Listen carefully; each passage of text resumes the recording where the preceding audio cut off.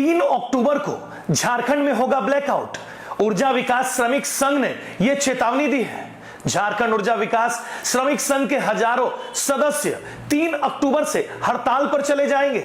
इस तैयारी को लेकर झारखंड श्रमिक विकास संघ के केंद्रीय अध्यक्ष अजय राय ने रामगढ़ का दौरा किया और दिशा निर्देश दिया है। झारखंड ऊर्जा विकास श्रमिक संघ ने अपने 6 सूत्री मांगों को लेकर झारखंड ऊर्जा विकास श्रमिक संघ के हजारों सदस्य 3 अक्टूबर से हड़ताल पर चले जा रहे हैं। इस बाबत तैयारी को लेकर झारखंड ऊर्जा विकास श्रमिक संघ के केंद्रीय अध्यक्ष श्री अजय राय आज रामगढ़ सर्किल में बैठक की तैयारी का जायजा लिया।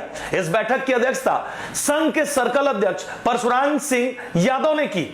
इस अवसर पर संघ के केंद्रीय अध्यक्ष अजय राय ने कहा कि पूरे राज्य में आउटसोर्स अभिशाप के रूप में देखा जा सकता है। हर जगह लूट खसोट चरम पर पहुंच गया है और सरकार कुंभकर्णी निंद्रा में सोई हुई है। ऐसे में हड़ताल के अलावा हमारे पास कोई और दूसरा विकल्प नजर नहीं आ रहा। उन्होंने कहा कि पूरे राज्य के विद्युत कर्मी में आक्रोश का माहौल है और सरकार से वो आर पार की लड़ाई लड़ने के लिए तैयार है। पेट की आग की सवाल है।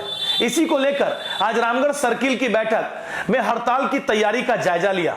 अजय राय ने दावा किया कि हड़ताल में लगभग 7,000 से अधिक विद्युत कर्मी शामिल हो रहे हैं और ऐसे में पूरे राज्य को ब्लैकआउट होने से कोई बचा नहीं सकता। आज हम लोग 3 अक्टूबर को हम लोग पूरे राज्य स्तर पर हड़ताल करने जा रहे हैं। हम लोग की मांगे हैं कि आउटसोर्स व्यवस्था यहाँ ख़त्म हो और जो पहले से जो कार्यरत लोग हैं, चाहे 1 साल हो, चाहे 15 साल हो, चाहे 20 साल हो, माननीय न्यायालय के आदेश के तहत जो 10 साल लगातार काम किए हुए हैं उनकी नियमित नियुक्ति होनी चाहिए। और वहीं पर जो आने वाली बहाली है उसमें अनुभव के आधार पर और उम्र के आधार पर जो पहले भी वेटेज दिया गया है उसको पुनः उसको लागू किया जाना चाहिए, ये हमारी मांग है। और वहीं पे जब होमगार्ड के जवानों का मानदेय 1100 से ऊपर हो सकता है तो ये आपातकालीन व्यवस्था में काम करने वाले लोग हैं तो इनका भी मानदेय जो है 1100 से ऊपर होना चाहिए। अभी केंद्र सरकार ने भी अपनी न्यूनतम मजदूरी जो है वो लगभग 20,000 से ऊपर बढ़ाई है। हर दिन का मानदेय जो है काफ़ी बढ़ा है। तो उन परिस्थितियों में झारखंड सरकार को भी इस विषय पर सोचना चाहिए कि जो मजदूरी अभी यहाँ पर दी जा रही है वो काफ़ी कम है। क्योंकि समान काम के बदले समान वेतनमान हो, यह हमारी मांग है। हमारी मांग ये है कि आउटसोर्स व्यवस्था जो 2017 के बाद से लागू है, क्योंकि उससे पहले ऊर्जा निगम ही सारे लोगों का मानदेय देती थी, जितना जो सुविधाएं हैं वो देती थी। लेकिन 2017 के बाद लगातार आउटसोर्स एजेंसियां जो हैं इनका शोषण किया जा रहा है, इनका दोहन किया जा रहा है। न इनको समय पर भुगतान होता है, न इनका EPF ESI इनको सही तरीके से इनका जमा हो पाता है और वहीं पे इनका जो मंथली मानदेय है वो भी पूरा नहीं मिल पाता है। तो इस तरह का जो लगातार जो शोषण और दोहन का जो मामला है इसके खिलाफ झारखंड ऊर्जा विकास श्रमिक संघ लगा है और हम लोग की कोशिश है कि 23 तारीख को भी हम लोगों ने प्रोजेक्ट भवन का घेराव किया था और उस दिन कई मंत्रियों का भी घेराव हम लोगों ने किया था।